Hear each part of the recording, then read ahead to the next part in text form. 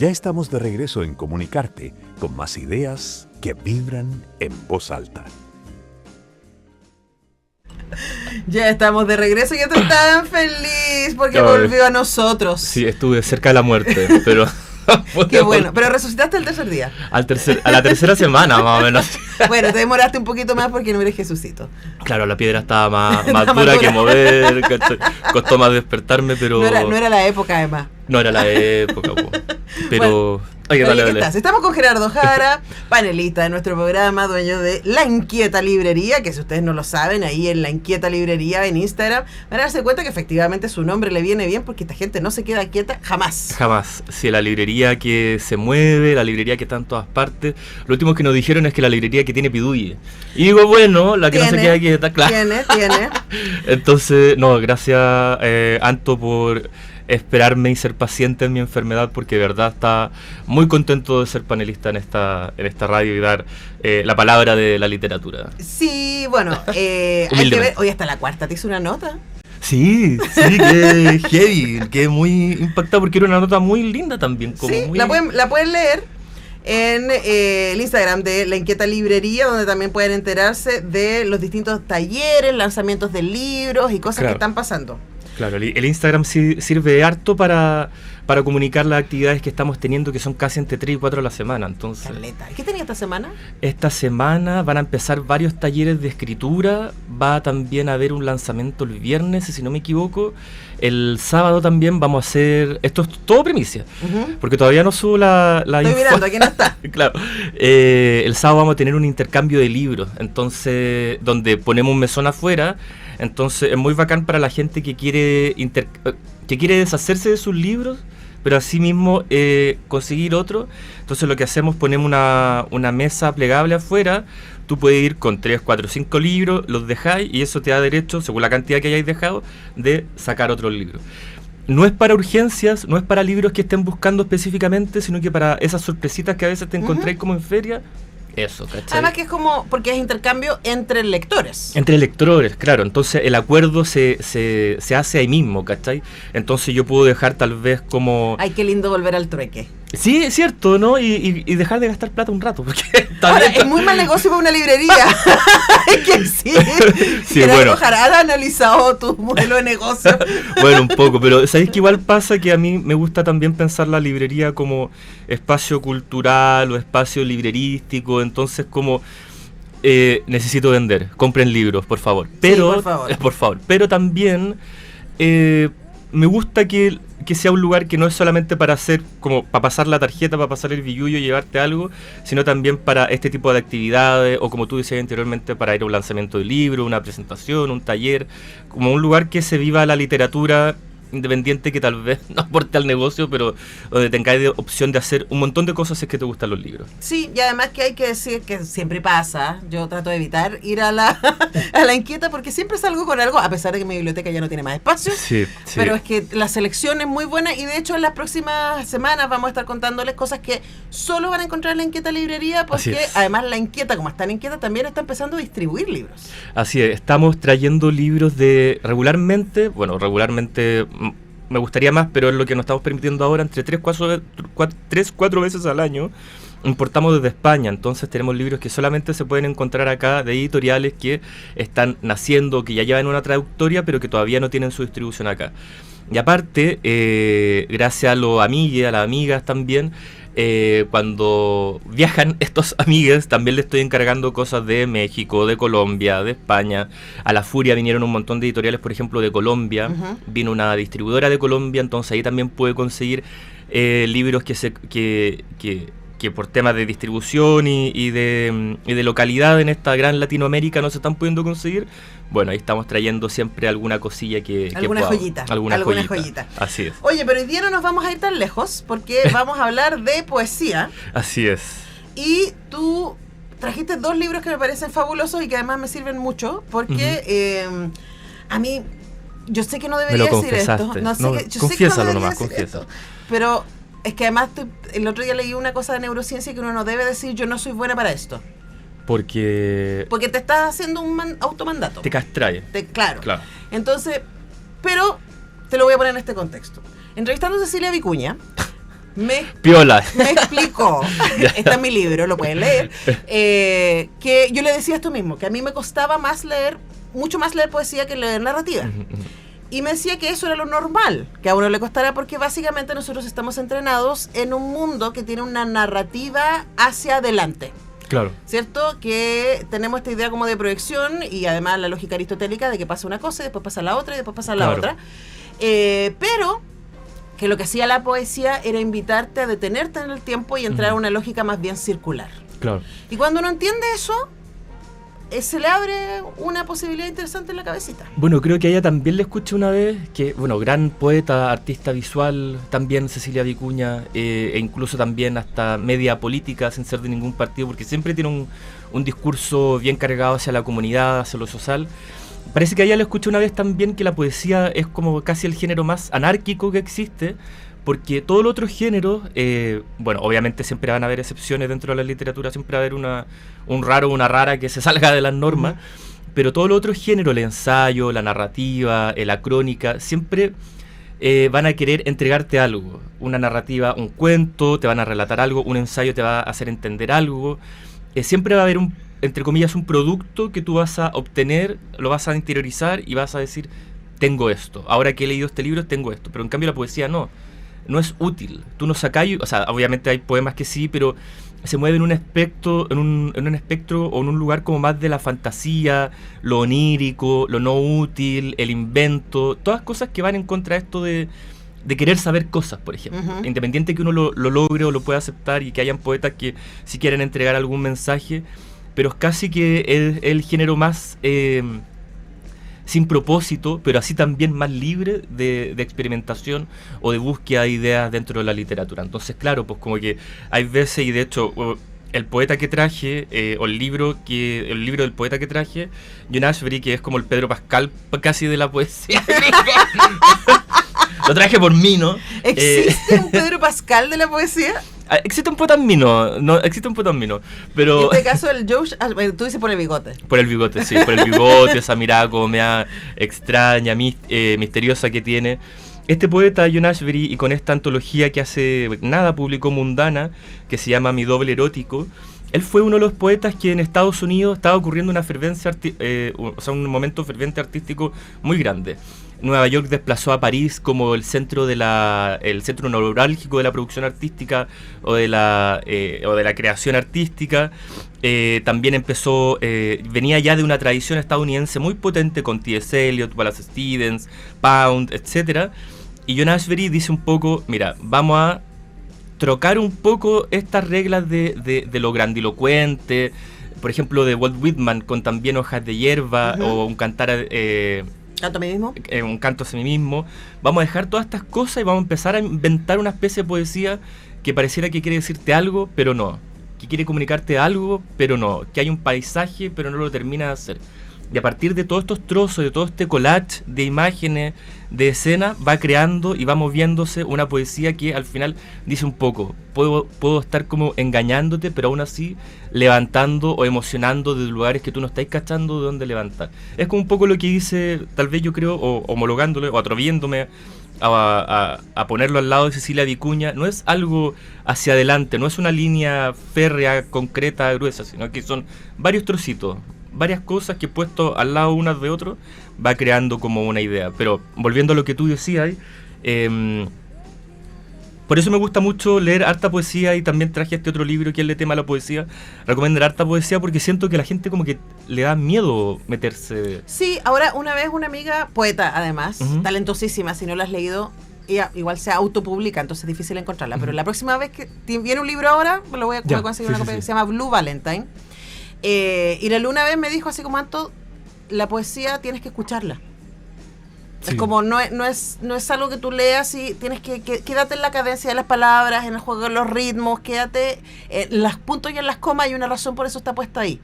Y es sonora también. Sí, entonces eso fue también muy interesante para mí, porque como tú decías, conectándolo con lo señalabas con lo poco productivo, efectivamente, yo creo que uno saca cosas de la poesía, pero probablemente tiene que ver con un tipo de emoción o con un tipo de experiencia que es muy difícil poder sacar de otro lado. Sí, Mira, yo creo que para no ser tan como categórico puede ser un poco eso la dificultad. Hoy día están habiendo un montón de libros que te dicen, ¿querés ser estoico? Léete esto. ¿Querés tener amor propio? Léete esto. Entonces, a eso me refiero con un poco como entregar todo tan fácil. La poesía requiere un tiempo distinto, unas maneras distintas. Piensa en la sonoridad, como tú bien decías, y entonces no es tan fácil. Y por eso digo que también es anárquica, porque hoy en día todo se nos entrega fácil, sin dificultades, con un resultado. Tú vayas a leer esto y vayas a salir queriéndote full, vayas a salir empoderadísima. Y está bien, o sea, está bien buscar tal vez respuestas rápidas, pero de nuevo, todo esto suena como mercado, ¿no? Suena como, ir a una tienda a comprar algo e irte. A mí me resulta bastante engañoso, además, porque siento que los procesos humanos son largos, difíciles, complejos, entonces como, no se resuelven 10 pasos. Oye, pero tengo una pregunta respecto al libro Cuéntame. que trajiste, del Josh Ashbery. John Ashbery, sí. John Ashbery, que esto fue sacado por Mundana y es una traducción hecha en Chile. Es una traducción hecha en Chile, hecha por Federico García Moya, y que también viene con un prólogo, el Teatro de Ashbery, donde él explica más o menos cómo él se enmarca dentro de una tradición poética, porque parte yo creo que del miedo que tiene a veces la gente con la poesía es que conoce a Pablo Neruda, a Gabriela Mistral, tal vez otro poeta, entonces todo lo que sea distinto lo piensan como que no es poesía, o por lo último que es un género tan grande, tan milenario, de un montón de años, que no saben por dónde comenzar, no saben por dónde llegar, entonces, o no saben qué significa lo que están leyendo.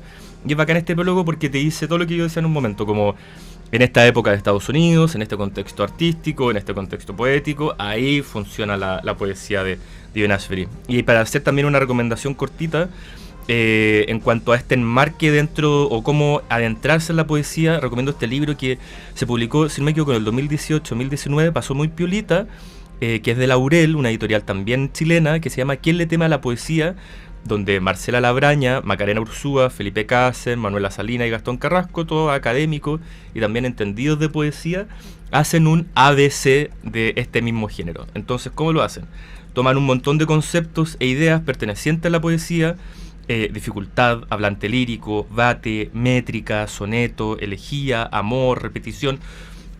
Toman todos estos temas y comienzan cada capítulo con 2 poemas que ejemplifican un poco la idea que van a explicar, un breve ensayo que habla sobre este tema, y de ahí otro libro que vaya como para seguir una especie de lectura. Entonces muy bacán porque te dice, este poema o esta idea se ha trabajado en la poesía así.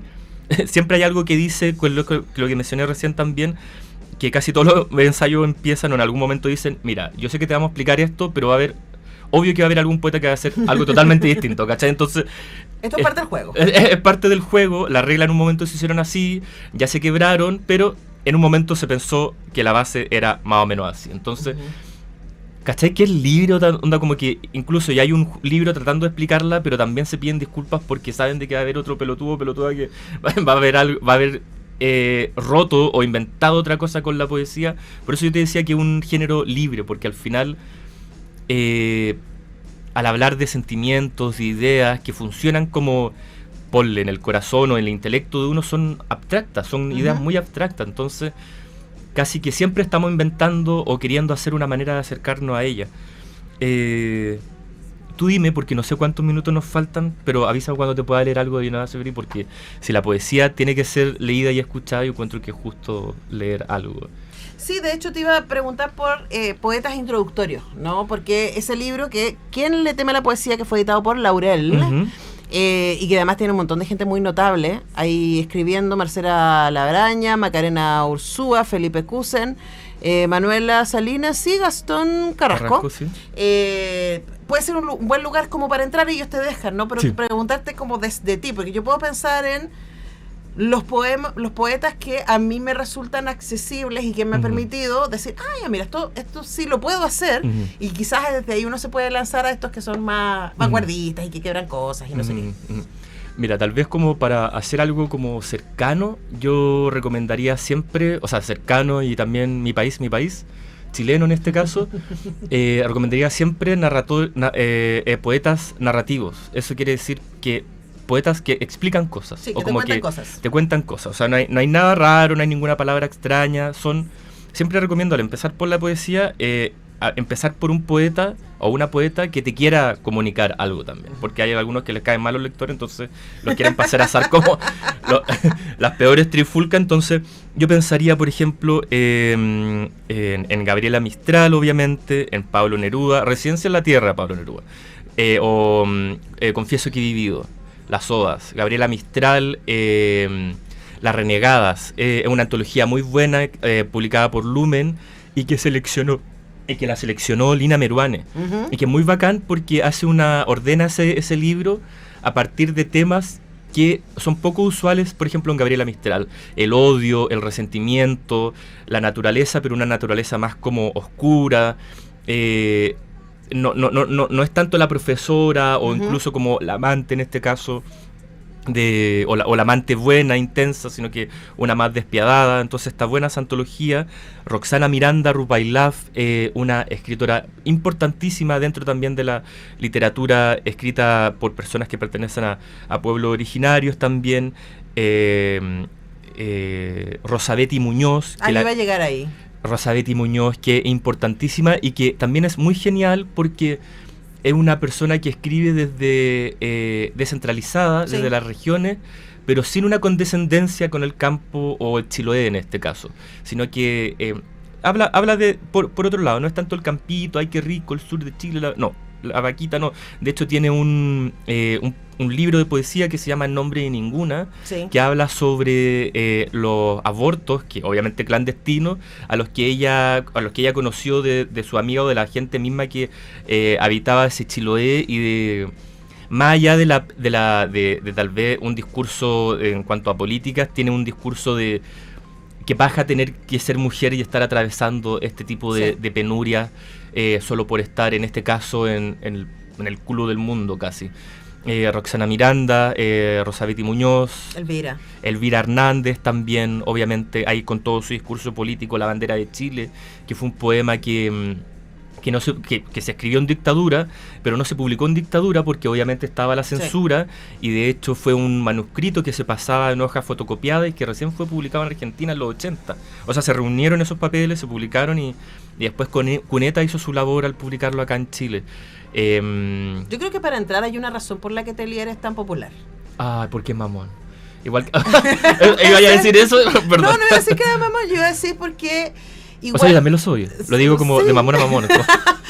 No, porque estaba pensando que cuando tú pensabas en algo narrativo, que a mí me pasa con Rosabeti y me pasa con Szymborska también. Ay, un gran premio Nobel, Wisława Szymborska.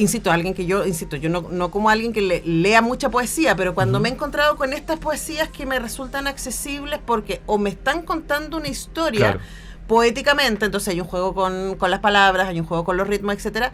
En el caso de Telier también me pasa que me lleva de paseo. Y a los lugares que me llevan no necesariamente son siempre luminosos. Yo creo que hay esta cosa como que se ha querido leer a Telier como el poeta de los lares, que sí, también es eso, ¿no? Y como la nostalgia del sur húmedo y claro, lleno de humo y no sé qué. Pero también hay harta oscuridad ahí. Sí. Y que me parece que también es muy bella de asistir. Entonces claro, creo que si alguien no ha leído, yo entraría por Telier. No, súper, te secundo mucho en esto de Telier, porque es verdad que se le ha puesto en un lugar en el que... como inofensivo. Claro, eso me pasa. Claro, y que es inofensivo tal vez, o sea, se ha querido eso porque también ha sido tal vez una manera de poder aproximar su poesía al resto de la gente, pero creo que hoy en día ya podemos hablar también de la oscuridad o de como tú bien decías, de este ánimo oscuro que tiene Telier. Yo encuentro que hay varias gente mamonia, pero también gótica, entonces le va a venir bien la creación de Telier, que es importantísima, o sea, es uno de los escritores, a veces me da la impresión de que es bien opacado por Lin, que es también otro escritor pero muy Lin importante. Es más oscuro. Es más oscuro y también muy académico. Sí. Entonces es muy de la cabecita. En cambio Telier es más... tiene otra onda. De hecho, creo que hay una cosa más sensual, claro, no erótica, que puede haberla en algunos poemas, pero hay una cosa más como de que uno habita espacios a partir de lo que él te cuenta. Recomendar que hace poquito, par de años ahora que lo estoy pensando, que me tocó el honor de presentar la nueva edición de Los Dominios Perdidos. Ya. Además estaba el hijo de Telier, que sacó Fondo Cultura Económica, y yo estaba así como aparte ese libro es muy bonito. Ese libro es muy bonito y tiene ahora se me está olvidando, un prólogo de Edwin Alleyn. Pero ese prólogo, ese texto introductorio que está al principio de Los Dominios Perdidos, que una... Qué celos. Me da envidia que hayáis estado presentando ese libro porque es importantísimo dentro de la obra, dentro de Chile, del mundo. Hay un texto de Erwin que explica muy bien la poesía de Tellier. Entonces le recomiendo. Ahora hay harta antología dando vuelta, lo que me pone muy alegre. Oye, y antes de hablando de antología, hay una colección que está sacando la Universidad del Paraíso. Ay, qué preciosa también. Preciosa. El de Eric Polfhammer es una cosa. Helicóptero. Es una cosa espectacular. Vayan también, ahora que aprovechamos ahora que dijiste lo de la Universidad del Paraíso, vayan también porque ese catálogo de poesía es muy bueno, porque va desde Joyas Perdidas, Violami creo que se llama, un poeta también que me está llegando a la memoria y que era muy muy bueno, pero desde los perdidos hasta los más clásicos, los toca a todos, los menciona a todos, y son muy buenas antologías. Y además es hermoso, los libros son muy muy bellos. De una factura así que preciosa. Colección de poesía, la editorial de la Universidad del Paraíso, súper recomendado. Ahí me mandaron el de Roxana Miranda. Precioso. Qué obra reunida, por lo que todo público... Sangrante Agua, pero también está Cuando todos se vayan, de Tellier. Está uno de Violeta Parra, que es una belleza. Está Helicópteros. Algo iba a decir de Tellier, se nos fue la onda cuando no importa, porque estamos en la hora, así que cerremos leyendo poesía. Paradojas y oxímoros. Este poema se preocupa del lenguaje a un nivel superficial. Obsérvalo cuando te habla. Miras hacia afuera por la ventana o aparentas inquietud. Lo entiendes, pero no lo entiendes. Se te escapa, tú te escapas, los dos se echan de menos. El poema está triste porque quiere ser tuyo y no puede. ¿Qué es un nivel superficial? Es eso y otras cosas, un sistema de todo lo que entra en juego. ¿Juego? Bueno, de hecho sí, pero yo considero que el juego es una exterioridad profunda, un onírico diseño de roles, como la repartición de la gracia en estos largos días de agosto sin techo, ilimitado, y antes de que te enteres se desvanece en el vapor y el parloteo de las teclas. Una vez más ya fue jugado. Creo que tú solo existes para incitarme a que lo haga a tu nivel y luego ya no estás o cambiaste de actitud. Y el poema me lleva con su suavidad a tu lado. El poema eres tú. Ya, si tenían dudas respecto a si pueden leer poesía o no, ahí saben. Eso es parte de... Mi doble erótico, antología poética publicada por Mundana de John Ashbery. Traducción y selección chilena. Con eso nos despedimos. Nos vemos en un par de semanas. Ahora sí que sí nos vemos en un par de semanas. Gerardo Jara, Inquieta Librería, lo pueden ir a saludar cuando puedan. Nosotros nos despedimos, pero ya viene nuestra fabulosa Muriel Riveros para hacer tantas canciones buenas. Yo vuelvo mañana. Que estén muy bien. Chao.